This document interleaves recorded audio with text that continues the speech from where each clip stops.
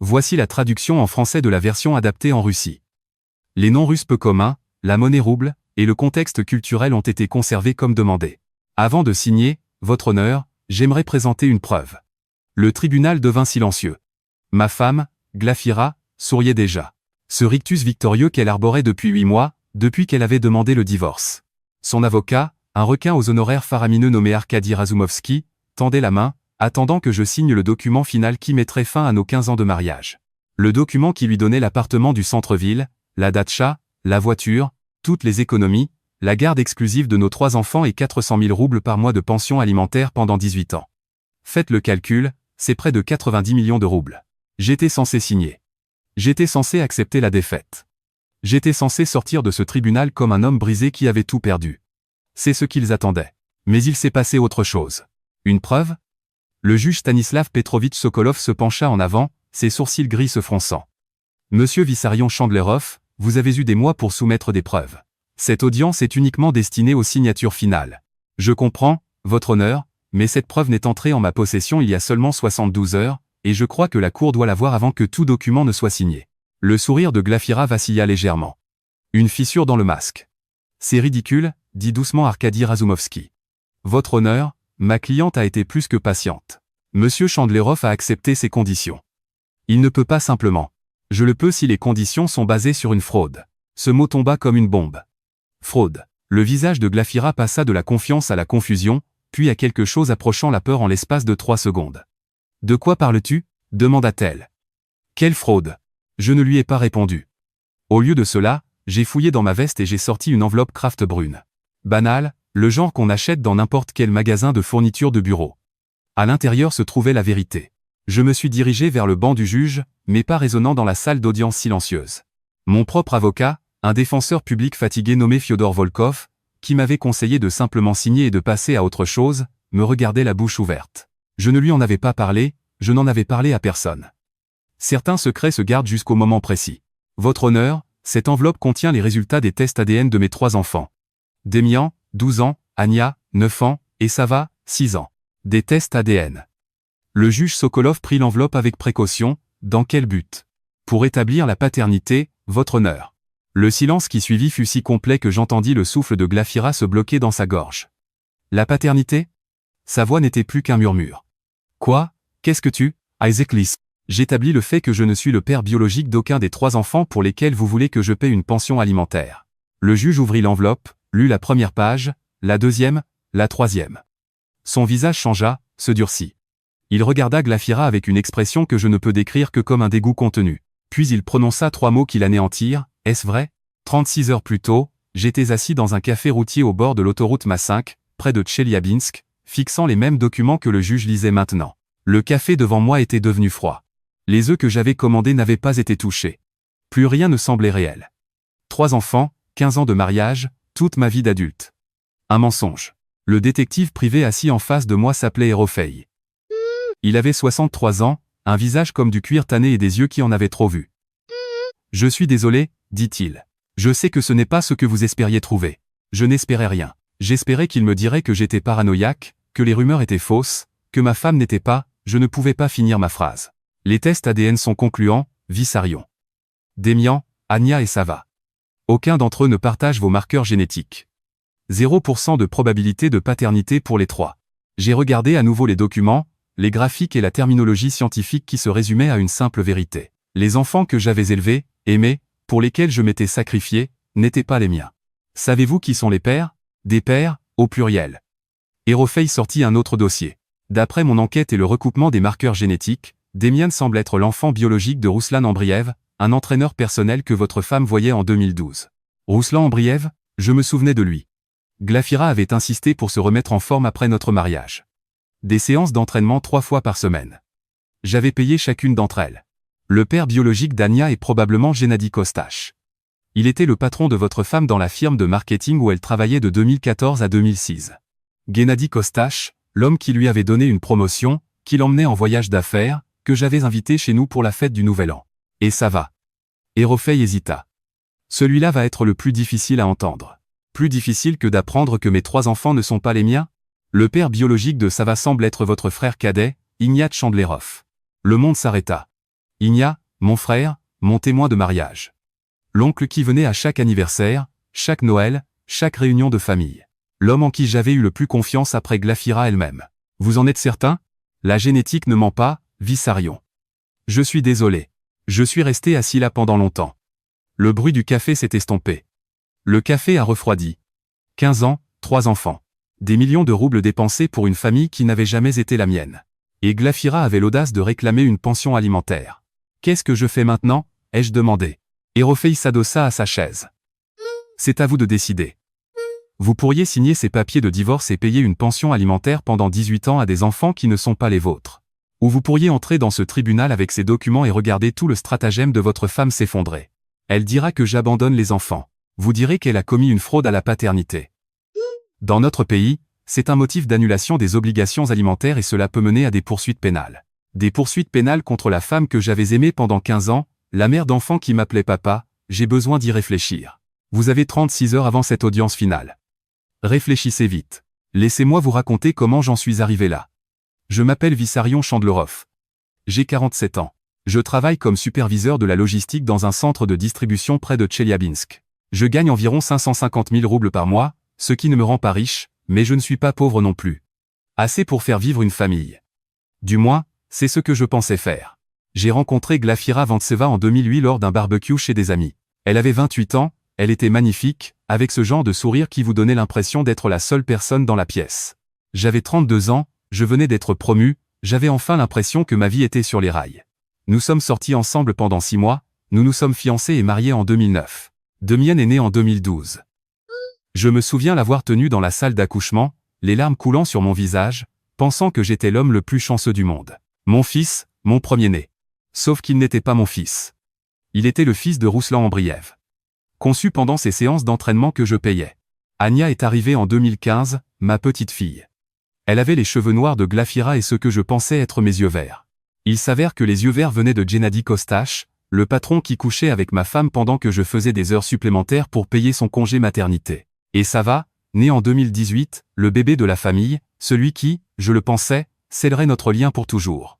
Le fils d'Igna, le fils de mon frère, conçu Dieu sait quand dans Dieu sait quel lit pendant que je leur faisais entièrement confiance à tous les deux. J'ai élevé ces enfants, changé leurs couches, arpenté le couloir à 3 heures du matin quand ils étaient malades, aidé pour les devoirs, les ai emmenés au sport, payé pour les appareils dentaires, les camps d'été et tout le reste. Je les aimais. Je les aime toujours. C'est ça qui est si compliqué. Ils pensent que je suis leur père. Ils m'appellent papa. Quand Sava s'est écorché le genou l'été dernier, c'est vers moi qu'il a couru.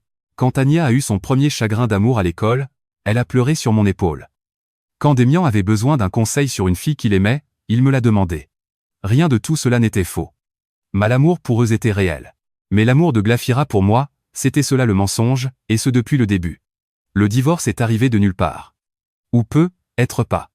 Peut être que je n'y prêtais pas attention. Rétrospectivement, il y avait des signes.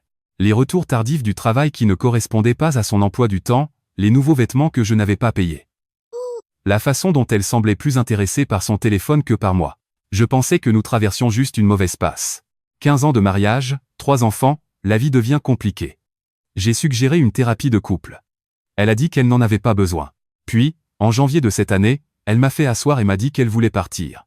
Je ne suis pas heureuse, Vissarion. Je ne le suis plus depuis des années. On peut y travailler. On peut. Je ne veux pas y travailler. Je veux le divorce. Elle avait déjà un avocat. Arkady Razumovski. Tout était préparé, la division des actifs, l'accord de garde, le calcul de la pension alimentaire. Elle planifiait cela depuis des mois, peut-être des années, et elle voulait tout.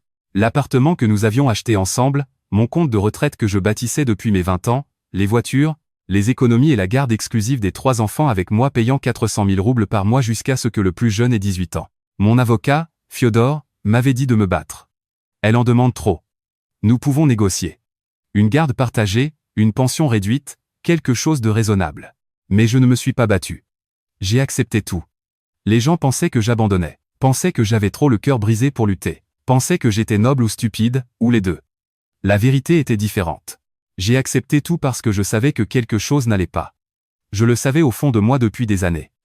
Je ne voulais pas admettre que Demian ne me ressemblait pas du tout, que Anya avait des problèmes de santé qui n'existaient pas dans ma famille, que Sava avait certains traits qui me semblaient familiers, mais pas de la bonne façon.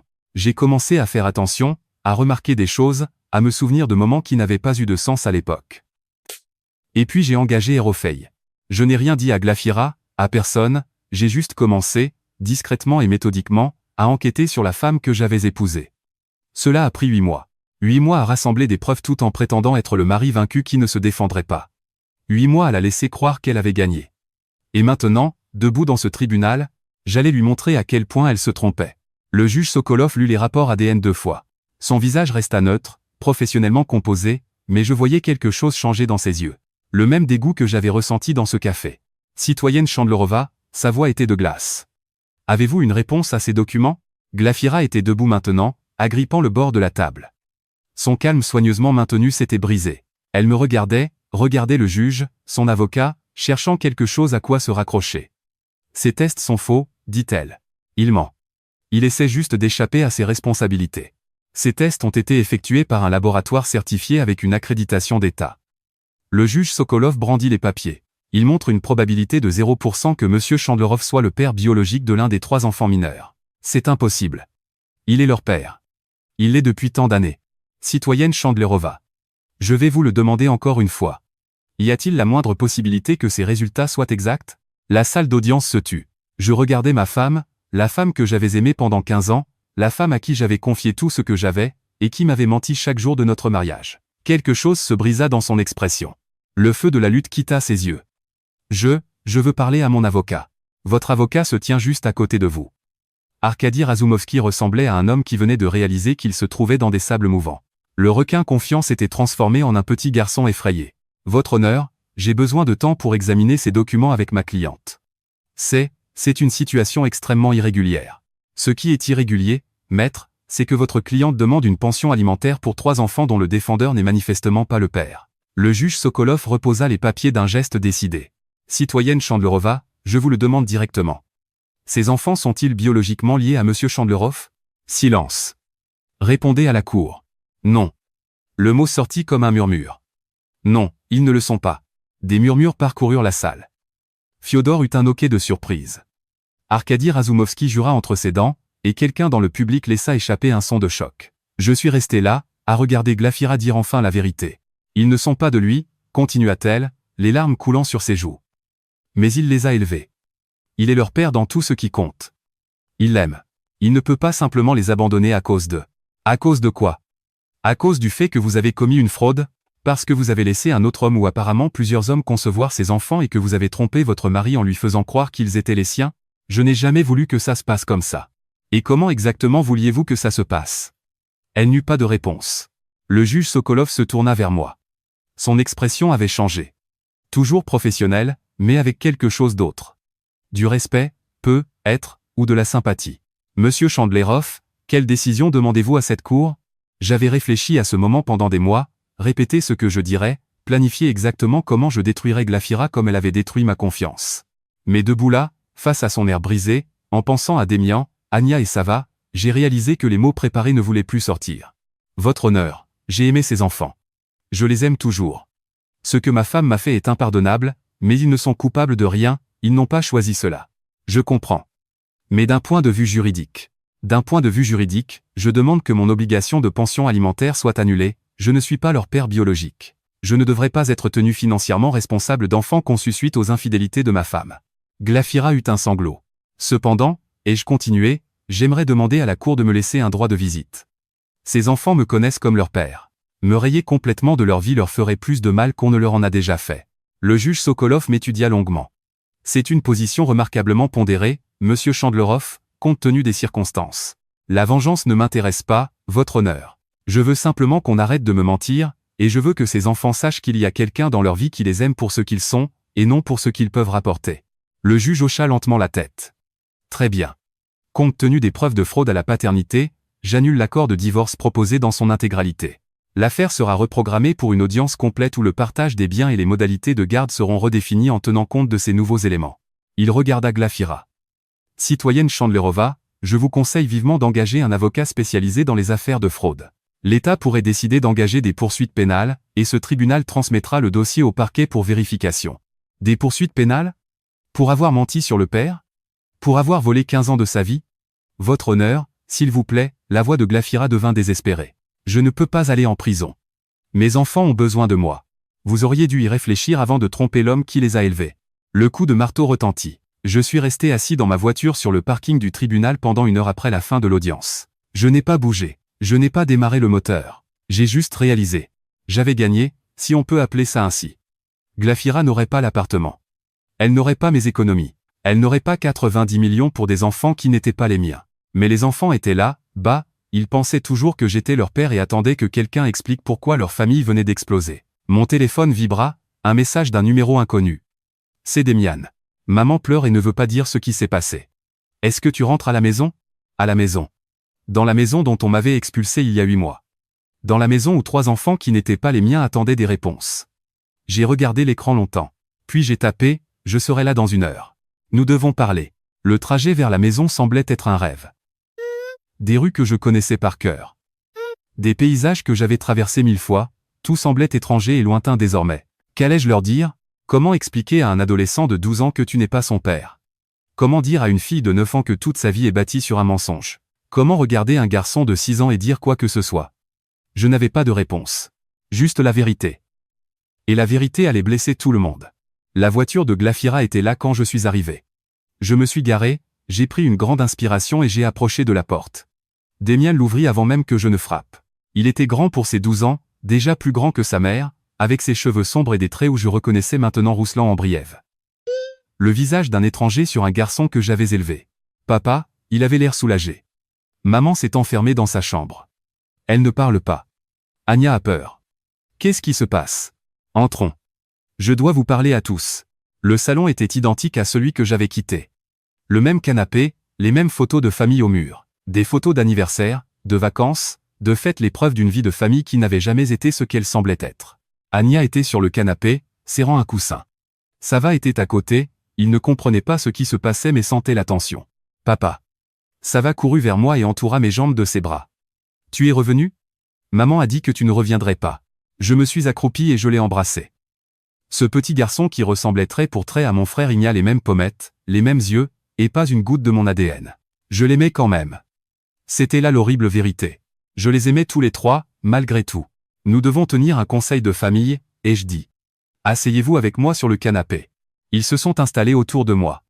Demian d'un côté, Anya de l'autre, Sava sur mes genoux comme nous l'avions fait des centaines de fois pour des films ou des discussions sérieuses. C'est à cause du divorce? A demandé Anya d'une voix ténue. Vous divorcez toujours avec maman? Oui, ma puce. Nous divorçons toujours, mais aujourd'hui, on a appris autre chose. Quelque chose d'important que je dois vous dire. Quoi donc? A demandé Demian. Il essayait d'être courageux, de paraître adulte, mais je voyais la peur dans ses yeux. J'ai regardé leur visage. Ces enfants que j'avais élevés, des enfants innocents dont le monde allait s'effondrer. Vous savez ce qu'est l'ADN? C'est ce qui fait que nous sommes nous, a dit Demian. On a vu ça en biologie.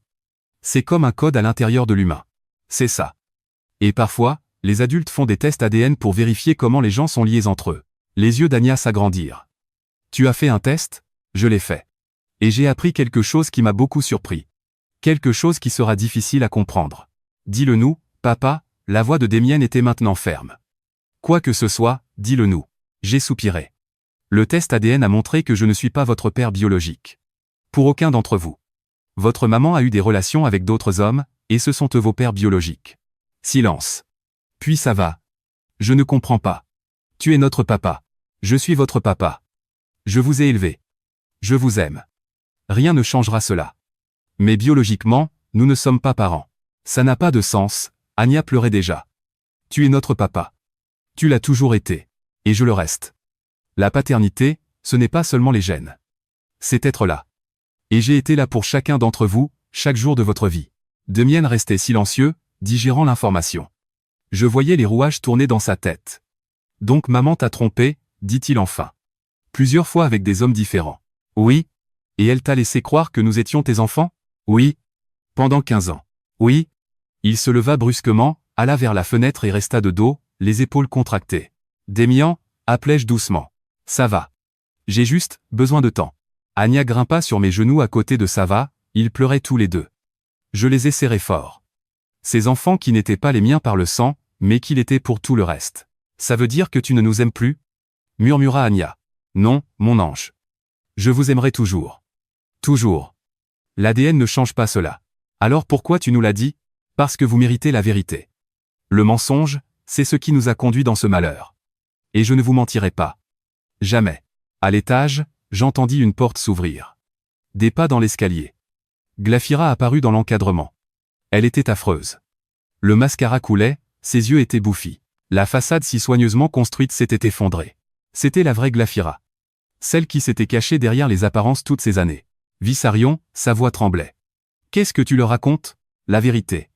Ce que tu n'as jamais réussi à faire. Ce sont des enfants. Ils n'ont pas besoin de savoir. Ils ont le droit de savoir qui ils sont et qui sont leurs vrais pères. Ils ont le droit à la vérité. Tu vas les détruire. Non, Glafira. Tu les as détruits il y a 15 ans quand tu as décidé de bâtir notre famille sur un mensonge. Demian se détourna de la fenêtre. Son visage était dur, il paraissait plus vieux que ses 12 ans. Maman, c'est vrai, tout? La bouche de Glafira s'ouvrit et se referma. C'est compliqué, Demian. Il y avait des circonstances que vous ne comprenez pas. Tu as trompé papa? Oui ou non? Yeah. Oui ou non, maman? Ses épaules s'affaissèrent. Oui. Avec combien d'hommes? Demian, s'il te plaît. Avec combien? 3 au fil des ans. Mais je n'ai jamais voulu. 3 hommes différents, 3 pères différents, et tu as laissé papa croire que nous étions ses enfants tout ce temps? Glafira recommença à sangloter. Je l'aimais. Je vous aimais tous. J'avais juste peur. Peur de quoi? De dire la vérité? La voix de Demian se brisa. Tu sais au moins tout ce que papa a sacrifié pour nous? Il travaillait en double équipe. Il a manqué l'enterrement de son propre grand-père pour être à mon match de foot. Il a tout donné à cette famille. Je sais. Et ce n'était même pas sa famille. Demian, je me suis levé, après avoir assis doucement Anya et Sava. Ça suffit. Non, ça ne suffit pas. Elle t'a menti pendant 15 ans.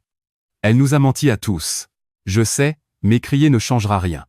Je me suis approché de mon fils non biologique, le garçon que j'avais élevé depuis sa naissance. Je suis en colère moi aussi, et je dis doucement. J'en ai tout à fait le droit. Mais la colère contre maman n'aidera personne maintenant. Ce qui est fait est fait. Nous devons comprendre comment continuer à vivre. Comment tu peux être si calme? Je ne suis pas calme. Je suis anéanti. Mais j'ai compris une chose il y a longtemps. La colère, c'est comme le feu. Ça brûle fort et vite, mais ça brûle surtout celui qui la tient. Demian me regarda. Puis soudain, il m'embrassa. Ce grand garçon, presque un adolescent, se pressa contre moi comme s'il avait de nouveau 6 ans. Je m'en fiche de l'ADN, me dit-il à l'épaule. Tu es mon papa. Tu as toujours été mon papa. Et je le serai toujours, quoi qu'il arrive. Nous sommes restés ainsi longtemps. Puis Anya et Sava nous ont rejoints, nous entourant de leurs petits bras. Et Glafira restait dans l'entrée et regardait, en pleurant, voyant la famille qu'elle avait détruite, mais qui décidait de rester unie sans elle. Le divorce fut finalisé 2 mois plus tard.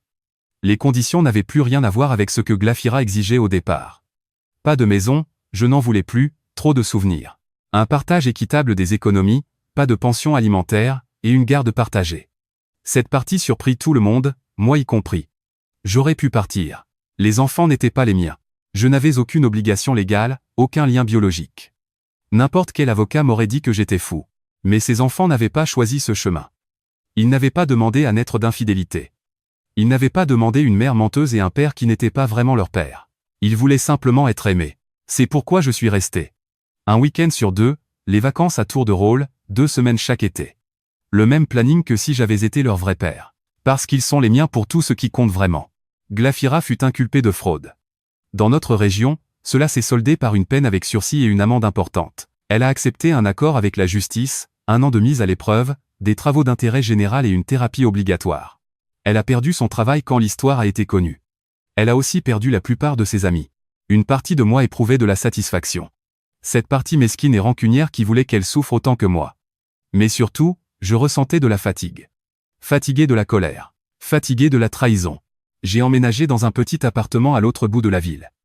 2 chambres pour que les enfants aient leur place quand ils viennent.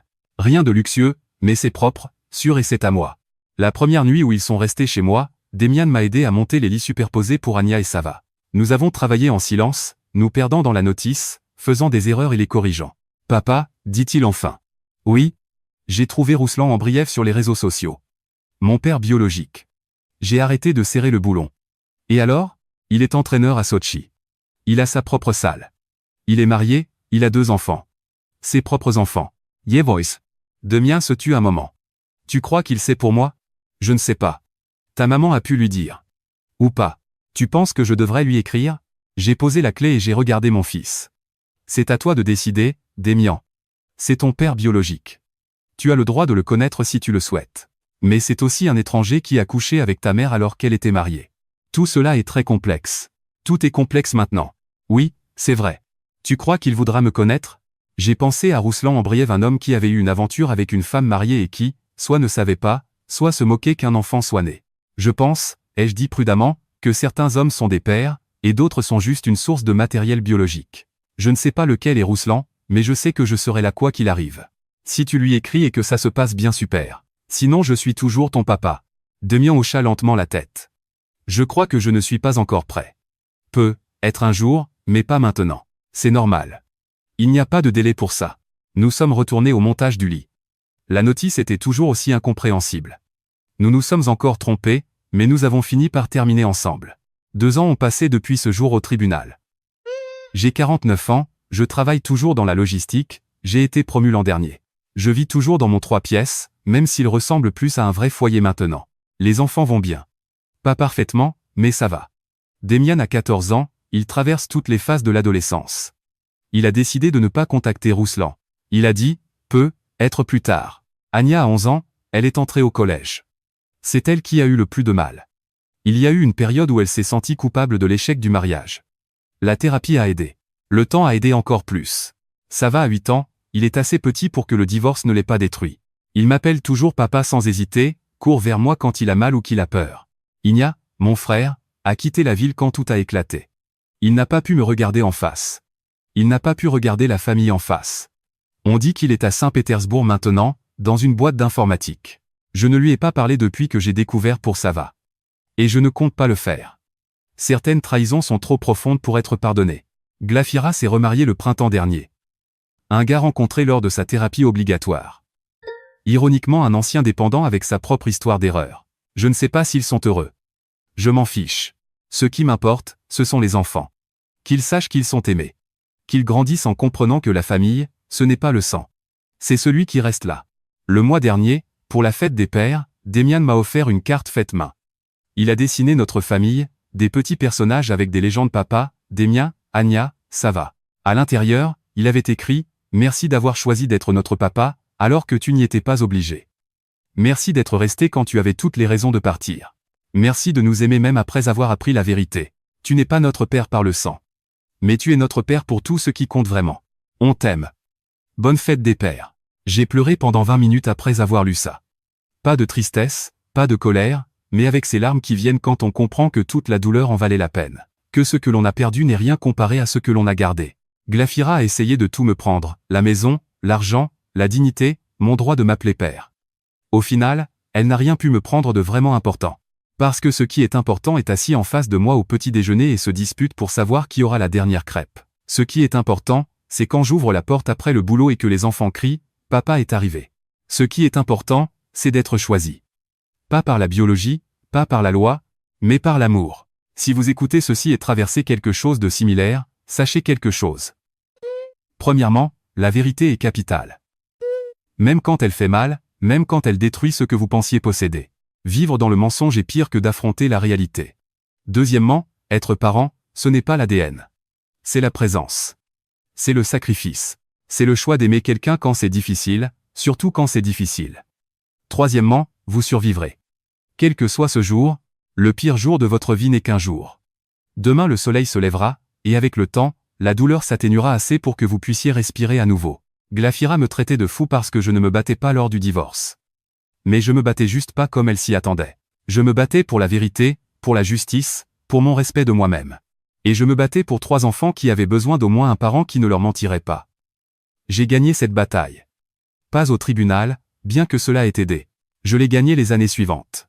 Dans le travail lent et pénible de reconstruction de la confiance, dans les moments calmes avec des enfants qui ont choisi de m'aimer en retour. Voilà la vraie victoire. Pas l'argent économisé, ni l'appartement, ni même la satisfaction du crash du plan de Glafira. La vraie victoire, c'est la carte de Démian sur mon frigo. Les câlins d'Anya quand elle franchit la porte. La voix de Sava criant « Papa !» à travers tout le terrain de foot. La vraie victoire, c'est cette famille. Brisée et reconstruite. Imparfaite, mais vraie.